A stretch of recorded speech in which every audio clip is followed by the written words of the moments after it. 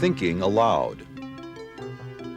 Conversations on the leading edge of knowledge and discovery with psychologist Jeffrey Mishlove.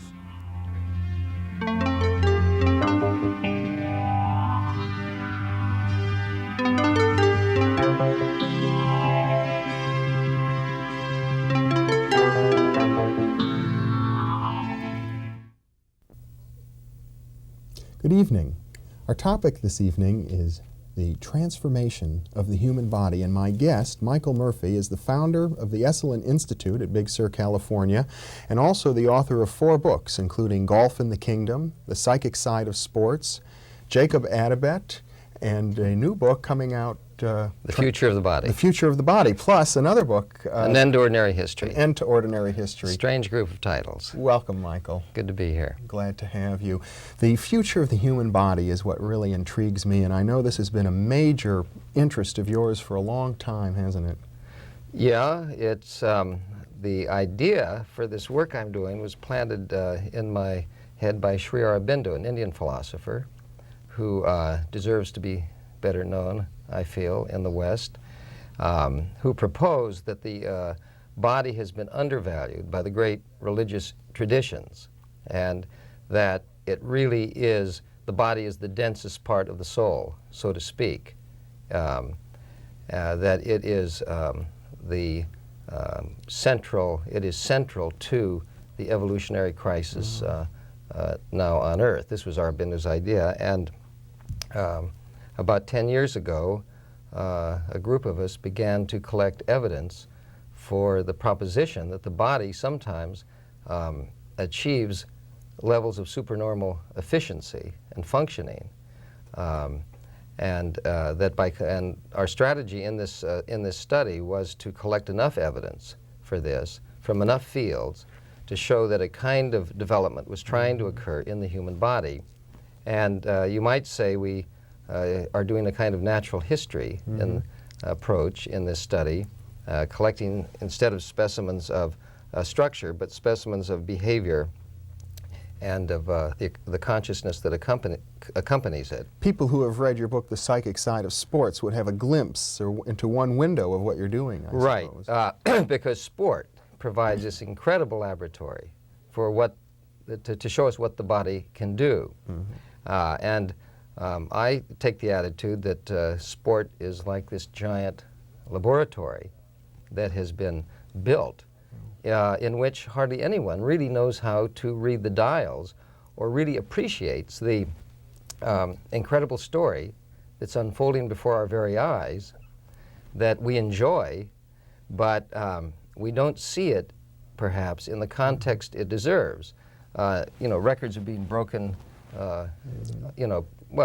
dozens of records are being broken in the major sports, where records are kept every year. You know what intrigues me? I read an article about 10 years ago in Scientific America about the upper limit of human running ability. Right. And they showed that it seemed to be linear, that every decade new records are broken, and that they didn't know that there was an upper limit. Well, it's fun.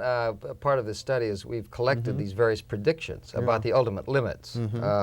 Brutus Hamilton, the coach at Berkeley, has come out with a series of famous predictions that the limit has now been reached in the 100-meter or the shot put or the discus. And he's become famous, ironically, for having his predictions exceeded time after time. Now, he bravely comes up with another set, and again, they're broken. And so far, none of these records seem firm. A few of them have stood for maybe 25 years, like the 400-meter, but most of these are being broken all the time, and not just in track and field, but in many, many sports. And not only that, new sports are being invented all the time. People don't realize how many new sports are emerging. I mean, we didn't have windsurfing so long ago. Now they have windsurfing competitions. Out of mountain climbing have come very exotic forms of competition. Now some of them consisting of these expert climbers who can go straight up a glass wall 12 feet high with just 1 or 2 holes. You throw your finger in the hole and vault over this glass wall. Oh my goodness. And like the human fly or something. Right.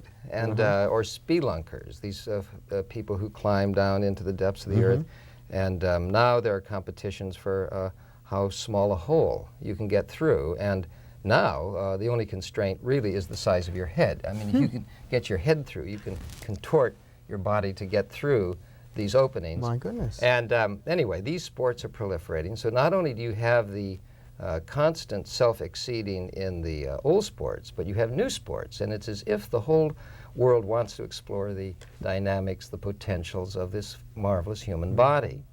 And so we have that. And you've gone way beyond just sports. You're looking at many different areas, right, from biofeedback to psychic healing to martial arts, religious practices. Right. All of these disciplines, hypnosis, in which individuals have shown extraordinary capabilities of transforming their own body. That's right. That's right.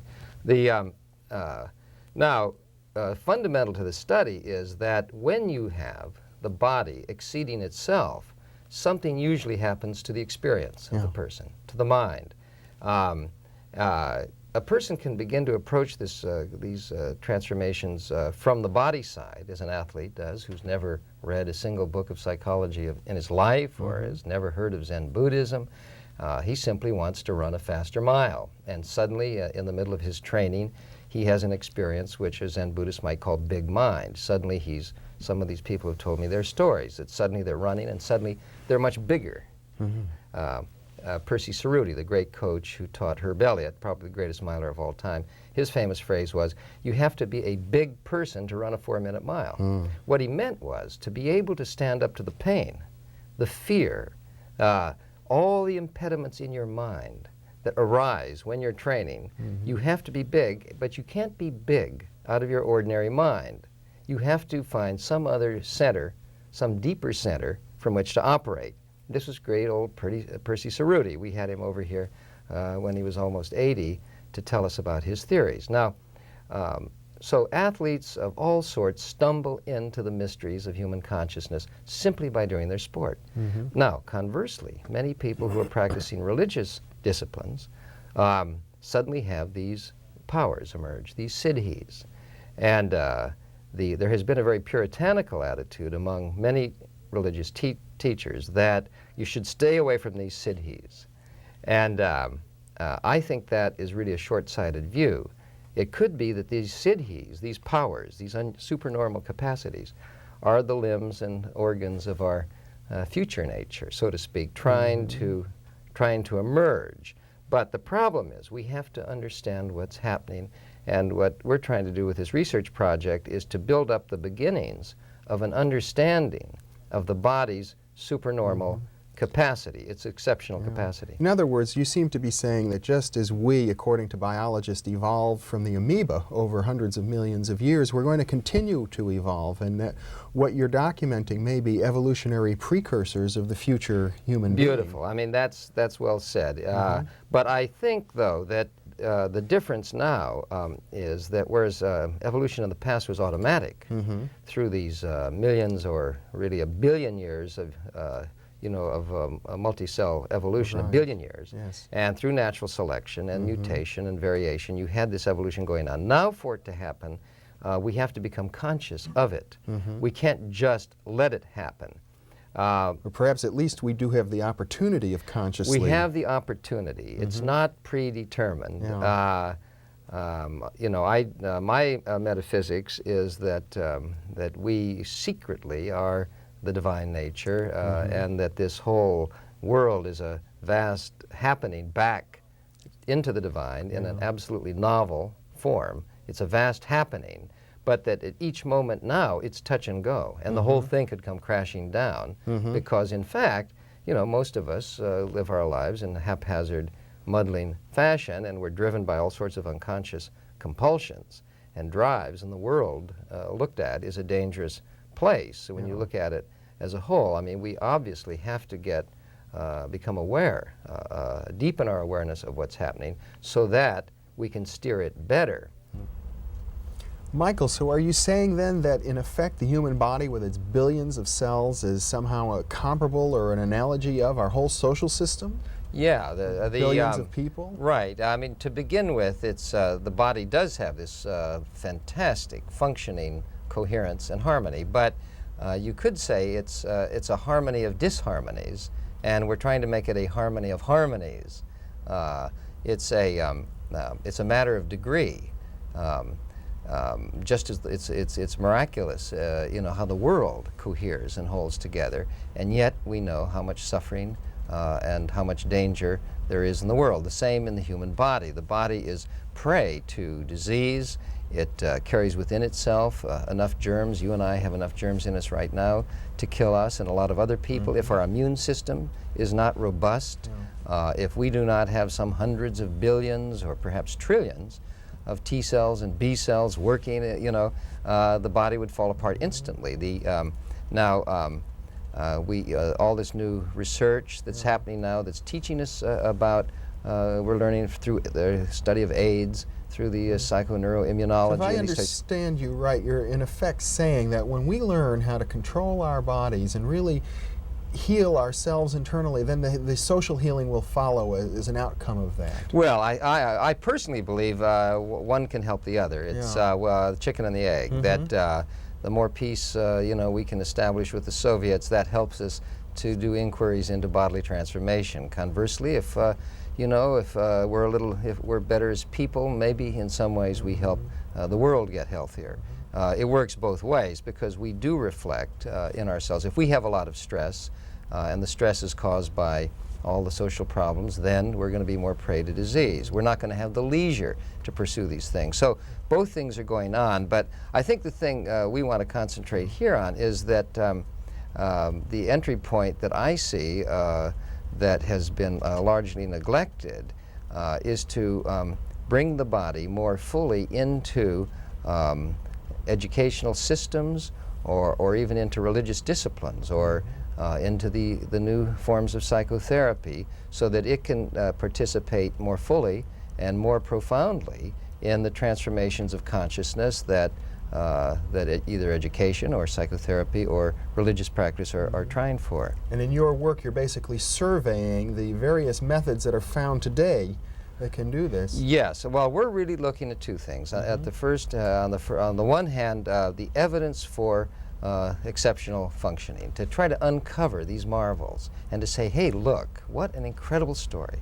And then find the pattern that connects these very diverse experiences, whether in sport or in hypnosis, research, or in religious practice, the martial arts, and look at it that way. The second thing is to find what are the basic moves that people make to bring this exceptional functioning about. There are certain common acts, certain common processes that mediate this change. So it's to try to open that up.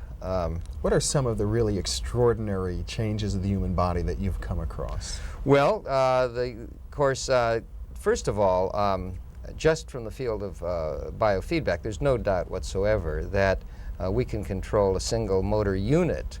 You mean like a single nerve fiber? Well, a nerve fiber that connects to a few muscle fibers, a single nerve.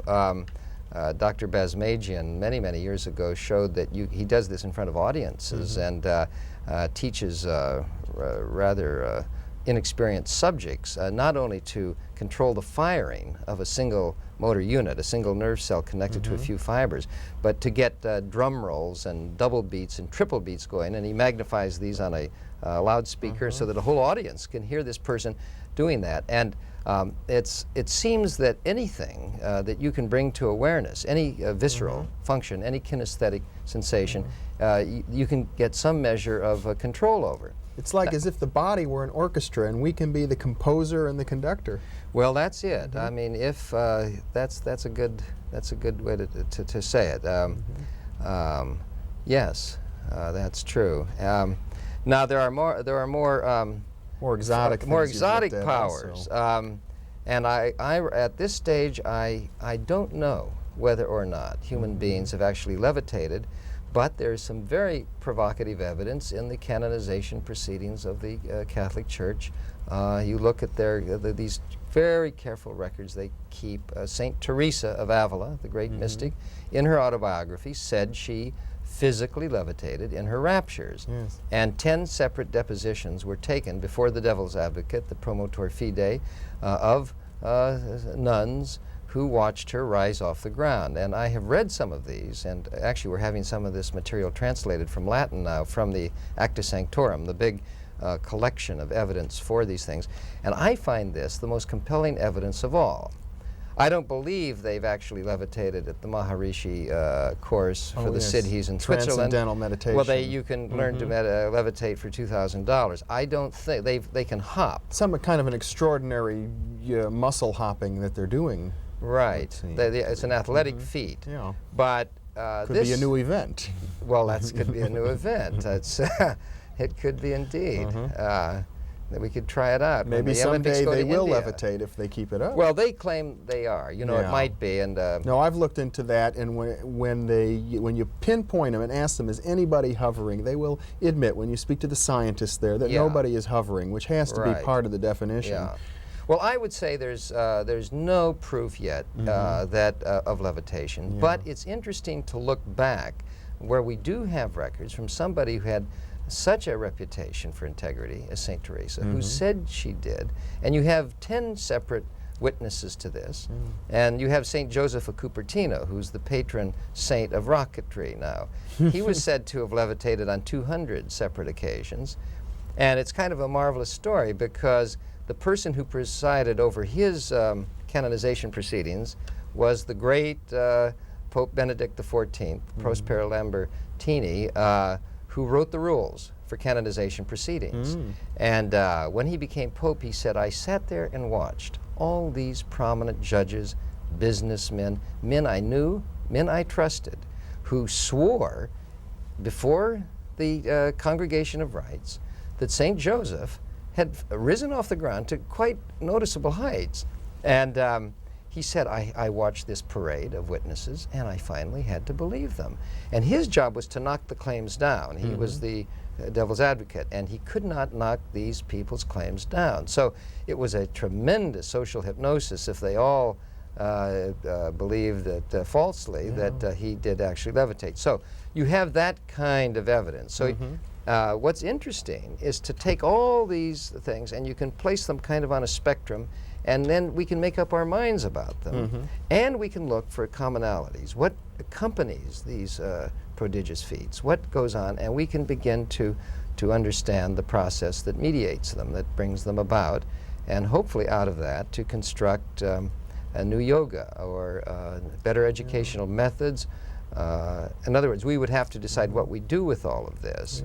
Well, you know, such people as J.B. Rhine and also Sir John Eccles have maintained that we, ourselves, our spirit, so to speak, control our bodies through a process similar to psychokinesis. Yeah. Well, I think, you know, I personally believe that's a good way to look at it. If psychokinesis, the mind over matter, can work on dice at a distance, certainly it can work on this living flesh that's our most immediate environment. Here we find ourselves inhabiting this thing, and the theory, of course, that's been proposed by a number of parapsychologists is that PK mediates a mind. You're just lifting an arm. That's right. And now, what's interesting there, again, is you find from naive subjects like some of these athletes who say, suddenly I felt this enormous force, and suddenly my body was doing things. It was like carried along. And I and Rhea White, co-author of Psychic Side of Sports. Right, and I suppose Rhea is the leading archivist in the world today in the field of parapsychology. She's collected more evidence for and more studies in the field than anyone else. Yes, and she has. She has she collected 4,000 instances of supernormal functioning among athletes. And we tried to weave this together in that book, The Psychic Side of Sport.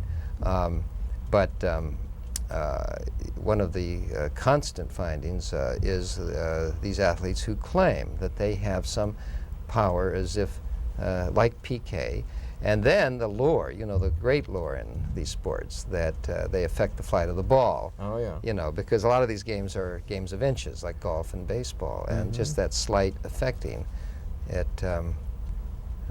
So PK, I would say, is is something that we should try to understand. Well, if you had the power, let's say you were going to live, Michael, another 1,000, 2,000, 3,000 years in this body, and you could control the change of that body, what would you want to do? What changes would you want to make? All right. The approach I'm taking to all this is to study what is going on. Mm-hmm. That we start to get in trouble if we project too much about what it should be or what it is going to be. Grow wings? Yeah, I don't think I'd like those wings, you know, that these angels have. And, you know, I don't know if I'd want some of these powers. What I'm going to suggest in this book is that this kind of inquiry really should drive us to a deeper appreciation of the study of consciousness itself. And that in the great religious traditions that have dealt with this question of, you know, you better be careful about what you ask for because you might get it. You know, all these legends about in trouble. That 3 magic wishes that end in disaster. Exactly. Right. That this whole thing could be just a vast Pandora's box. So what I think where the answer comes to that is from the depths of a consciousness that has to be liberated by something like the great liberating disciplines of the past, the great religious disciplines, the great yogas, and so forth, which get us in touch with, that make life worth living enough to go on this very difficult and exciting adventure that bodily transformation would require. I like to think of it this way: that if there's something to this, and if it became exciting to people, there would be some people who'd want to go all the way with it. You know, if there's a Mount Everest, somebody wants to climb it. Sure. You know, Mallory, they said, why are you doing this crazy thing? He said, because it's there. I mean, we could have athletic events for levitation. That's right. I mean, you know, sure. I mean, basically, people would want to, who wanted to pursue it, you know, would have to put, you know, 20, 30, 40 years perhaps into this. But then I think there could be a lot of practical fallout that for people who didn't want to pursue this so strenuously, who, and I think in fact that already is happening. That, for example, you know, there are biofeedback clinics all around. There are all sorts of courses for self-awareness. Psychic healing is another area that touches on all of this, which seems there's a good deal of research. That's right. That's right. So in fact, this is kind of happening already. And but you could say there could be two kinds of directions for this this kind of work as it unfolds. One would be to take it, you know, very strenuously forward. Another would be to disseminate some of these understandings into the culture generally. So you, in effect, are operating sort of as a new Darwin, just documenting, basically, traveling around the world or through the literature and documenting what we know has occurred, the evolutionary changes, the evolutionary precursors, and sort of presenting this to the world and saying, now we ought to think seriously about what we're going to do with this information. Right. Right. That it's you might say it's like the PE department of transpersonal psychology. It's you know, it's a part that has been left out. Yeah. And I feel it's a crucial part. And you see, never before in history could we understand the body like this. We never had instruments that could look at T cells and B cells. We didn't know that evolution was a fact in the old days.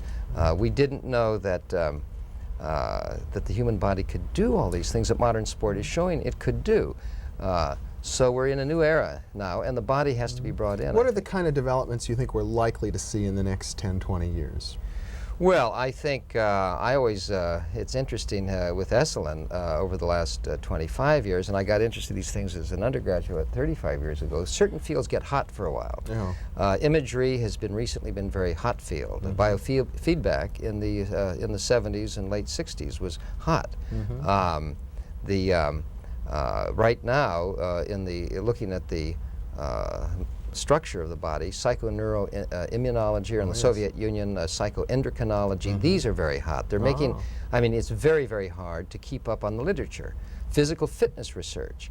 So these fields, what they do is they fill out an evolutionary niche. You know, there's a certain amount to be discovered. Everybody gets excited. Then they kind of exhaust themselves, and the you know, the inquiry moves to the next niche and so forth. I think 3 or 4 that are emerging right over the horizon right now are in the wake of psychoneuroimmunology. There's going to be a renewed energy flowing into this whole thing of spiritual healing. William Broad's work, you know, on PK on living systems, this kind of thing is suddenly very possible, I think, and so the research money will follow that. In other words, you're suggesting that a psychokinetic or a mental influence would be stimulating the immune system of another organism. Absolutely. I mean, you know, gosh, you have to be paranoid not to believe this evidence. It's really, it's beautiful evidence. You know, the power of prayer on plants, for example. We laugh at this, but it works. And so that's one field. I should but think aging is going to be an important area. Well, right now there's a tremendous amount of money. With the baby boom generation getting older? That's right, and there's a tremendous amount of money pouring into that right now. But this now sport, I think finally it's going to start dawning on people what a prodigious thing we have in modern sport, and I don't think it will ruin or distract people's enjoyment of it, to understand the fantastic quality. The way the ancient Greek philosophers used to go out to the stadium and watch the athletes and develop philosophy. Well, Plato is full of metaphors from sport, and the Stoics loved sport, and so I would say sport will give birth to tremendous. I think, for example, it's a ripe study. There's 20 good PhD theses right now waiting in this altered states in sport. Michael, we've got about a minute left. I wonder if you could talk a little bit, since you're such a healthy, young-looking guy, how you've integrated some of this into your own life. Well, I'm only 75 years old. Yeah. But anyway, I'm just getting started. But I run. I mean, I expect you're going to be a model for us for quite a long time. But I compete in these track meets. But You're not just a scholar here. Well, I make my feeble efforts. I ran in the nationals in my age group in the mile recently. Came in 3rd. The guy in 4th place was 100 yards behind. Not that I'm competitive, but anyway, the main thing is to continue this study and see what it leads to. Well, Michael, it's been a pleasure having you with us. Good to be tonight. here. You're really a man who walks his talk. I think we all appreciate it. Well, thanks. Thank you very Jeffrey. much, Thank Michael. And thank you very much for being with us tonight.